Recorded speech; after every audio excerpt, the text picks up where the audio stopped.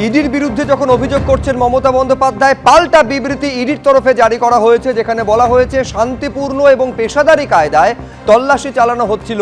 এই তল্লাশি চলাকালীন হঠাৎই প্রচুর পুলিশ নিয়ে হাজির হন মুখ্যমন্ত্রী। প্রচুর গুরুত্বপূর্ণ নথি এবং ইলেকট্রনিক ডিভাইস কেড়ে নিয়ে যান তিনি।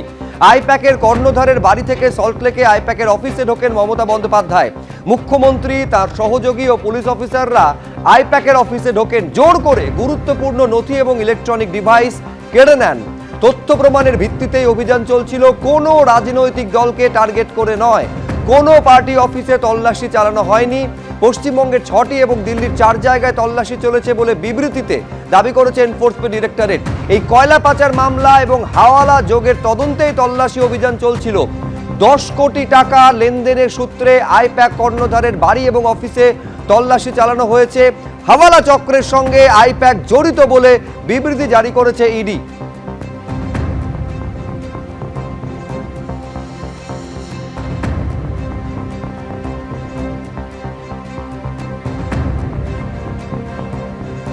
ইতিমধ্যে মুখ্যমন্ত্রী ঘোষণা করেছেন যে বিকেল 4টের পর ব্লকে ব্লকে বিভিন্ন জায়গায় তৃণমূল কংগ্রেস প্রতিবাদে নামবে। সেই ছবি দেখা যাচ্ছে, 2 জায়গার ছবি। মানিকতলা এবং বউবাজারে বিক্ষোভ প্রদর্শন করা হচ্ছে। 2 প্রতিনিধি রয়েছেন, কৃষ্ণেন্দু অধিকারী এবং সৌমিত্র রায়। শুরুতে চলে যাব কৃষ্ণেন্দুর কাছে। দেখো, আজকে যে নাটকীয় পরিস্থিতি, নজিরবিহীন সংঘাত এবং তারই জেরে আজকে তৃণমূল কংগ্রেস রাস্তায় নেমেছেন। মানিকতলা এবং দীনেন্দ্র স্ট্রিটের সংযোগস্থল থেকে এই মিছিল তৃণমূল কংগ্রেসের তরফ থেকে হচ্ছে। কুণাল ঘোষ আছেন, অয়ন চক্রবর্তী কাউন্সিলর আছেন এবং প্রচুর তৃণমূলের কর্মী সমর্থক আছেন। যে পোস্টার কুণাল ঘোষের হাতে আছে সেটা দেখতে পাচ্ছি আমরা, ইডি সিবিআই এর কালো হাত ভেঙে দাও, গুড়িয়ে দাও। আপনি বলছেন ইডি সিবিআই এর কালো হাত ভেঙে দাও, গুড়িয়ে দাও, কিন্তু ইডির তরফ থেকে দাবি করা হচ্ছে যে এই মামলায় কোনো স্টে নেই।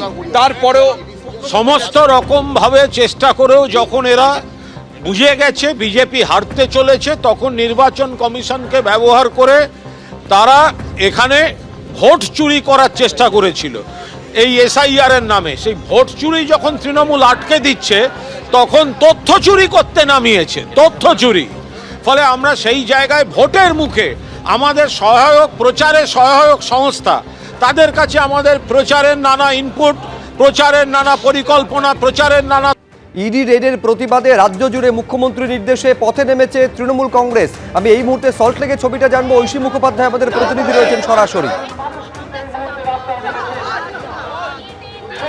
একেবারে দেখো, আইপ্যাকের অফিস এবং তার সঙ্গে প্রতীক জেনের বাড়িতে যেভাবে ইডি হামলা চালিয়েছে বলে তৃণমূলের অভিযোগ, সেই পরিপ্রেক্ষিতেই কিন্তু দেখা যাচ্ছে যে প্রতিহিংসামূলক রাজনীতির অভিযোগ তুলে এই মুহূর্তে তৃণমূল কংগ্রেসের কর্মী সমর্থকেরা তারা সল্টলেকে বিক্ষোভ মিছিল করছেন এবং সেখান থেকেই যে বার্তা তুলে ধরছেন যে যেভাবে নির্বাচনের আগে প্রতিহিংসার রাজনীতি করার জন্য ইডি সিবিআইকে কাজে লাগানো হচ্ছে, সেই বিষয়ে কিন্তু তারা প্রতিবাদ সংগঠিত করছেন।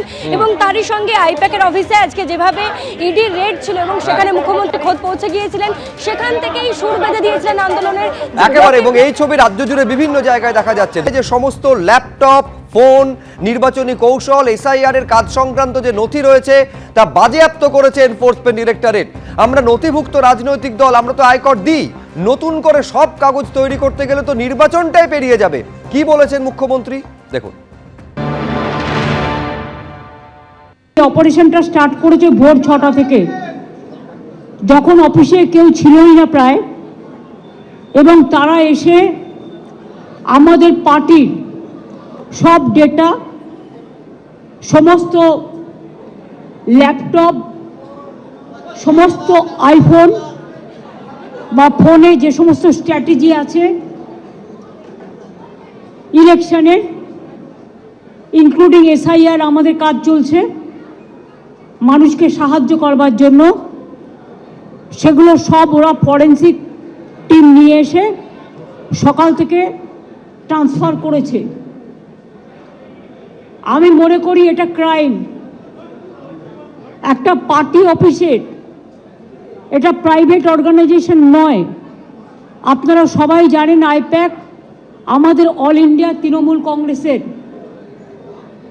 এটা আমাদের অথরাইজড টিম, এবং সেই অথরাইজড টিমের কাছ থেকে সব কাগজ ছিনিয়ে নেওয়া, সব লুট করা এবং কাগজ টেবিলগুলো পুরো ফাঁকা পড়ে রয়েছে, তার মানে সব কাগজপত্র এবার বলুন আবার নতুন করে তৈরি করতে গেলে ইলেকশন তো পেরিয়ে যাবে। এটা কি ওদের ঠিক হয়েছে? আমরা ইনকাম ট্যাক্স দিই, আমাদের ইলেক্টেড মেম্বার্স আছে, আমাদের অডিট হয়। যদি কোনো প্রয়োজন থাকতো ইডির, তারা ইনকাম ট্যাক্স থেকে কাগজ নিতেই পারতো। এবিপি আনন্দ, এগিয়ে থাকে, এগিয়ে রাখে।